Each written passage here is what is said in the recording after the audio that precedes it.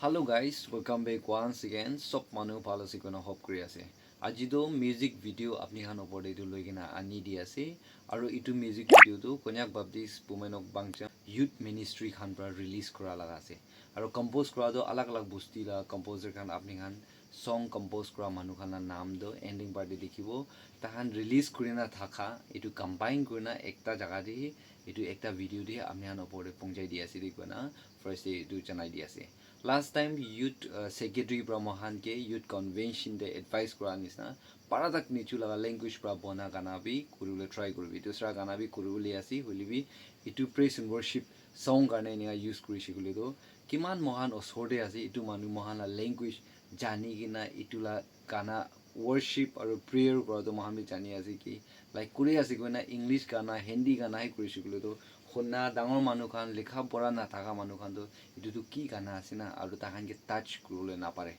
etu karne nichu on dialect pra bona ekta advantage to ekta ase ki lekha pora na thaka manu khan hobi youth khan kiman ase aru ma baba khan hobi etu gana oni shigule to mohan ke touch kurule aru isor sore ahule etu la phapna kuri kena do gana bishi baba enia compose kuri kena ase etu compose kora do ta khan laga KBBB laga official channel de tahan release kuri thakise with your permission moi etu video to download kuri kina apni han opor de enega ekta jaga dekhi pura ekilogode kana do ina thali kina pungjai ase guna etu chanai di ase moi hope kuri ase ki etu kana de huni kina man sob enjoy kro paro aro blaze kro guna etu chanai di ase aro na pauri kina kiman manu sai ase etu kan ki request kuri di ase ki KBBB laga YouTube channel moi laga link itu YouTube channel la link to description de di ase amni han bi chaigena subscribe kurina rakhi disu gule do ahibuli laga din de updates ki diule ase noile gana notun moi bhabna kuri ase ki ne release kuri jabo mohan osore pongjai dibo garne etu garne do please like subscribe share kuri kina etu bi ene kuri thakiu de gona viewers kan opor de chanai di ase anyway let us enjoy the song guys.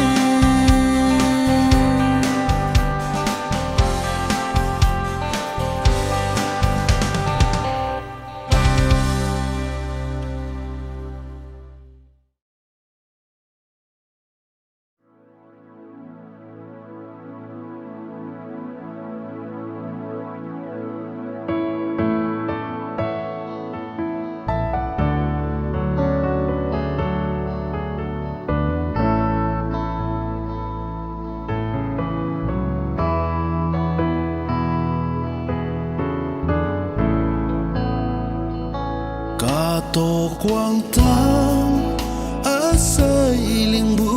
kawang pa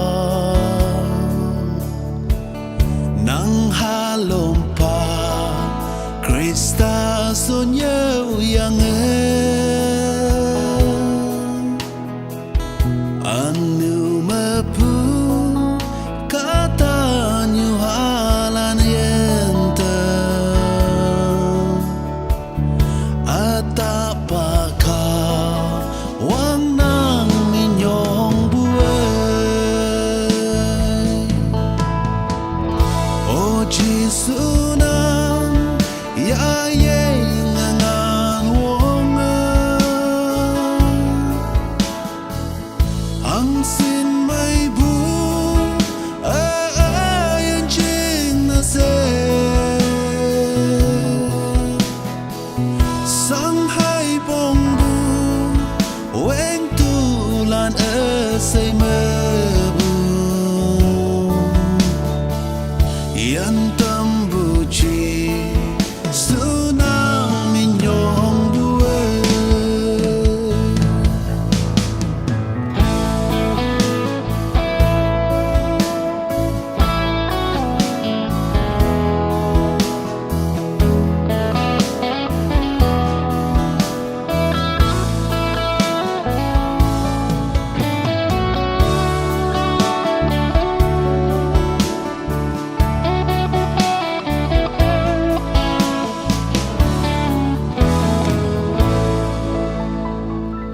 au peo kem ye nang bu ka wang pa ye na nang de fana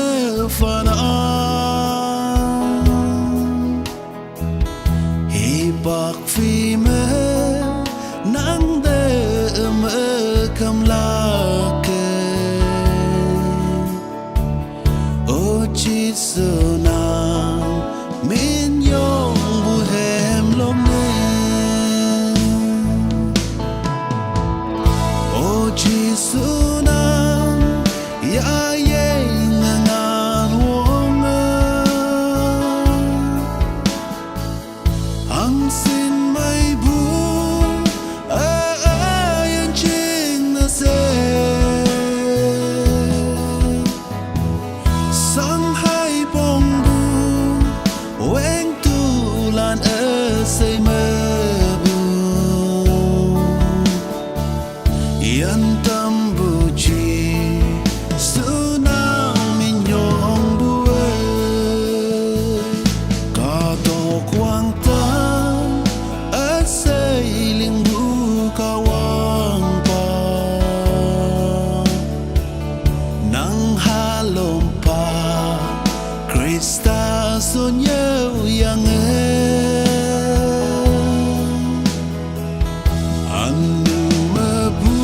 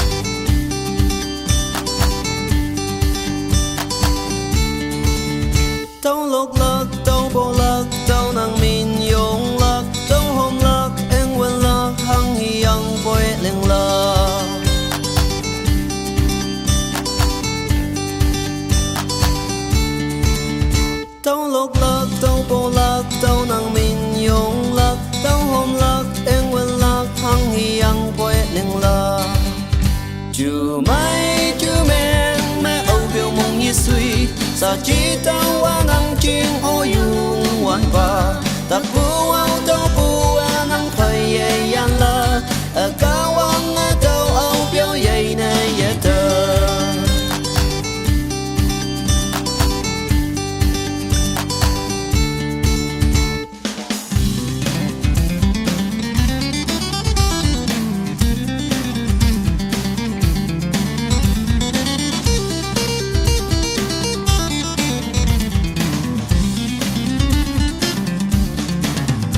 tao lộc lắc tao po lắc tao nang min yong lắc tao hôm lắc em quên lắc hăng hi yang quay lên lắc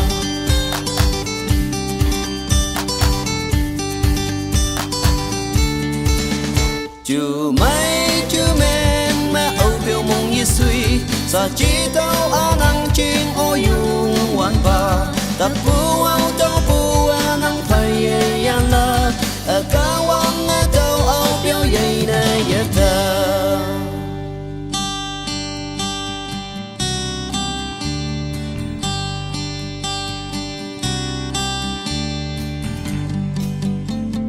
ô yung wan ba